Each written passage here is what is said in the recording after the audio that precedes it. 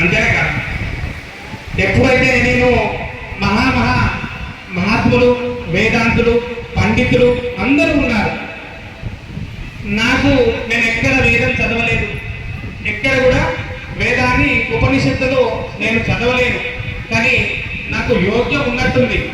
గీతలో చెప్పిండు, ఎప్పుడైతే యోగభ్రష్టుడై అతడు దేహాన్ని త్యాగం చేస్తాడో మళ్ళీ ఆ యోగాన్ని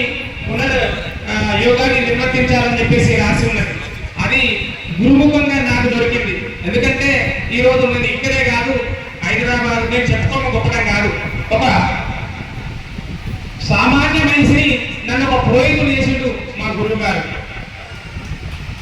సామాన్య మనిషిని, చాలా సామాన్య మనిషిని నన్ను పురోహితుడు చేసి నాకు జీవనాన్ని, ఉత్కృష్టమైన జీవనం నాకు అనుభవించింది. కాబట్టి ఈరోజు నేను చాలా నా జీవనాన్ని, ఎందుకంటే చిన్నప్పుడు నేను 3 సంవత్సరాల నుంచి గురుపాద సేవ చేసుకుంటున్నాను. ఎందుకంటే గురు మహారాజు మా ఊరిలో చాలా రోజులు ఉన్నాడు, మాటిలో ఉన్నాడు. కాబట్టి చిన్నప్పుడు ఎవరైతే నామస్మరణ చేస్తారో, మంచి ఆచరణ నడవడతారో వాళ్ళకు జీవనము ముక్తి అవుతుంది. ఎందుకంటే ఒక మంచి మార్గంలో వెళ్ళినప్పుడు తప్పు చేస్తున్నప్పుడు ఒక భయం కలుగుతుంది. ఇది తప్పు, విచక్షణ ఉంటుంది మనిషికి, విచక్షణ, ఇది మంచితోవా ఇది చెడ్డతోవా.